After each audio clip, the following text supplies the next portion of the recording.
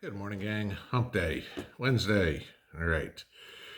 So, I know we've talked about this a lot, and anybody that doesn't know what's going on's got their head in the sand.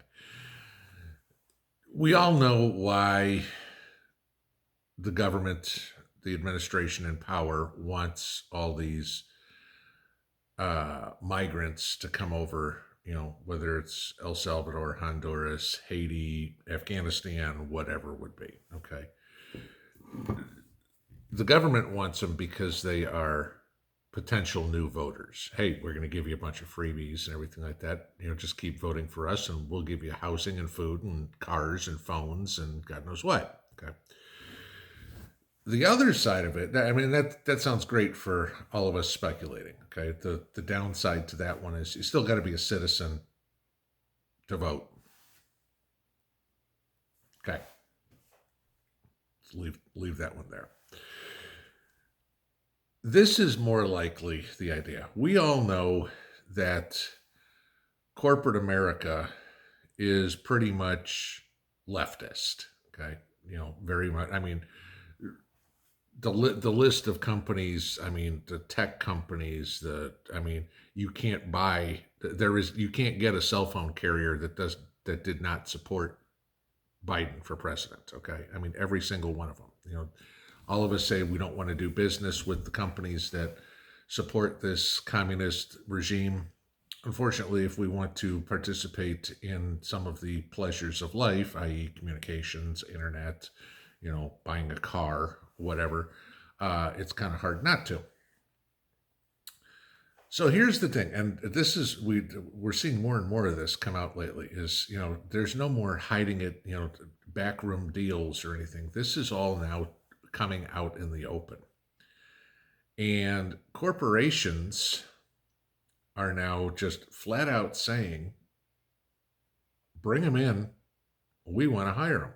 And I want to give you this as some facts, and this probably affects a lot of you guys. I know one of y'all emailed me the other day that they were just laid off, so obviously there's somebody looking for work. There are 14.1 million people in the United States that are unemployed right now. Yes, I know some of them by their own choice, they're just too damn lazy to work. Okay, but there's a lot of them that are unemployed not by their choice. Okay. There's also 4.5 million people that are underemployed, that are holding part-time jobs. They're looking for full-time work or, taking a job because it's putting food in the kids' bellies, but it's not in their field that they're experienced in. Okay. I'm not talking about the kid who got his degree in, gender studies, who's working as a barista in Starbucks because he can't find a job in gender studies. There aren't any such jobs. Okay. I'm talking about, the guy who's worked or the girl who's worked as a, pick something, salesperson, legal secretary, IT person, whatever it would be, and they're currently working at Home Depot because it's the only job they can find right now, right? That's underemployed for the way I'm looking at it. So you got 18.6 million people in the country, or about 5% of the population, nearly 10% of the working population. Obviously kids and retirees are not part of it. You got about 180 million people in the United States working population. So 10% of our working population is not working or is their capacity is being underutilized right now. There are 10.9 million unfilled jobs in the United States. And I can speak to this one because obviously, again, this is my industry. And I can tell you this, companies are still super selective. They're like, oh, unless the person has these 92 skills, we don't want them or whatever. And then they wonder why they can't fill a job. Well, the guy who was here before had all those skills. Where do you learn those skills? Well, he learned them here. Well, good. Why don't you teach the next person there too?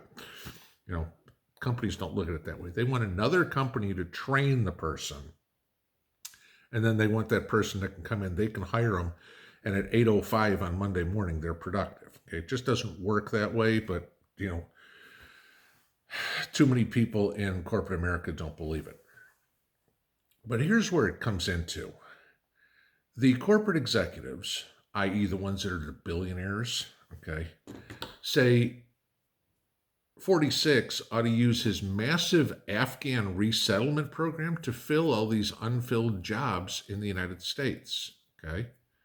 Now, companies that are coming out and saying this, Airbnb's founder, Chobani's CEO, okay, uh, the former director of the CIA and the NSA, they're saying that the government should go, or I'm sorry, the corporations should go on a hiring spree and offer jobs to all these Afghans that the Biden administration has brought into the United States. Now, yes, and I've said this before, there are Afghanis that are coming over here that were translators or whatever. That's a great skill to have, and they can go work for the State Department or the military or whatever. Okay, those things are going to happen. But tell me, please, what skills do a lot of these refugees bring? Okay, we don't. Last time I checked, Airbnb and Chobani don't have job openings for goat herders and poppy pickers. You know, Airbnb. I mean, cleaning crews, maybe. Okay. And we don't even want to get into the use of a bathroom. Chobani, what was this? Is this going to be working on a line somewhere that you can, train somebody to put tape on boxes? I mean, what skills do they have? This is the thing. There's a lot of Americans that can take those jobs that are better qualified. But why don't the Americans get the jobs? Oh, the Americans want decent pay. Okay? The Afghanis, the Haitians, the Hondurans, the Salvadorans, they come in there. If we give them a green card or an EAD or anything like that, they'll work for cheap because we don't have to pay them as much. How do you think these guys got to be billionaires, right? This again goes back to what I was talking about with Bezos and his Bezosvilles yesterday. This is what they're trying to do. I get the fact that companies need to keep wages down. Totally get it. But you still have to pay what somebody's worth. And all this is doing, all the Biden administration is doing, and this again goes back to the hypocrisy. By bringing in all these people, refugees from Haiti, from Afghanistan, from El Salvador, from Honduras, from Mexico, from wherever, all you're doing is putting wage pressure, driving wages down. So if the Americans want to compete for it, the citizens want to compete for those jobs, they have to take a lower wage. But at the same time, you're going, fight for 15. We want a $15 an hour minimum wage. We want a $20 an hour minimum wage. And you're doing everything that is completely contrary to that. You want wages to go up, but then you can increase the competition with people that don't have a right to be here. Sorry, they don't. Okay? And they're going to force the wages down. And if they don't work, you've taken them in, so now our taxes have to go up so we can support these people. Trump had it right. Trump had a lot of things right, okay? Again, y'all know me. I liked his policies. I didn't particularly care for the man as a person, but I liked his policies.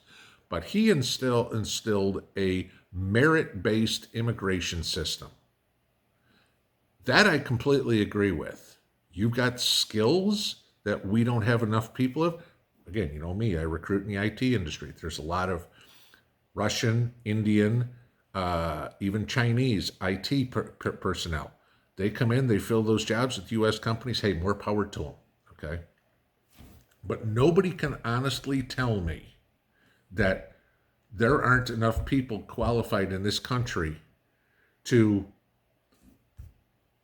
be a janitor, to pick strawberries, to do whatever. Whether or not the Americans want the jobs, that's one thing, okay? But it's still, the jobs still have to be offered to Americans first. I mean, that is the rule to get an H-1B visa.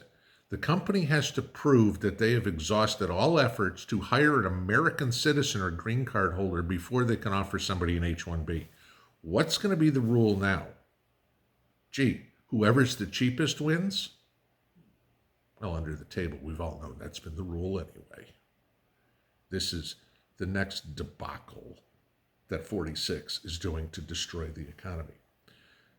For those of us that are my age or older, this doesn't affect us too much because either we're already retired or we're pretty damn close to retired.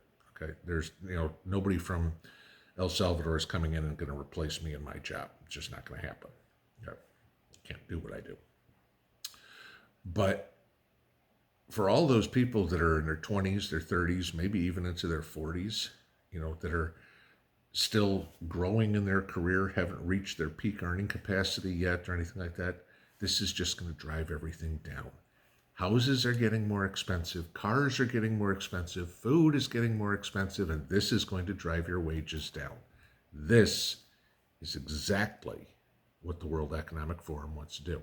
They want to make you so desperate that you can't afford anything. And when they say, you'll owe nothing and be happy, and you'll go, thank God, at least I can make a few bucks and I've got a house to go to. I don't own it, but at least I've got a house to go to because before I couldn't. Well, before was under a Democrat policy. If you think it's getting better under a world government policy, you're sadly mistaken. One day, and I think every day, there's a couple more people that used to be blue-pilled that are waking up to this. It just needs to happen a hell of a lot faster before the country finally goes belly up. And now, I'm going to go to work. Pinball out.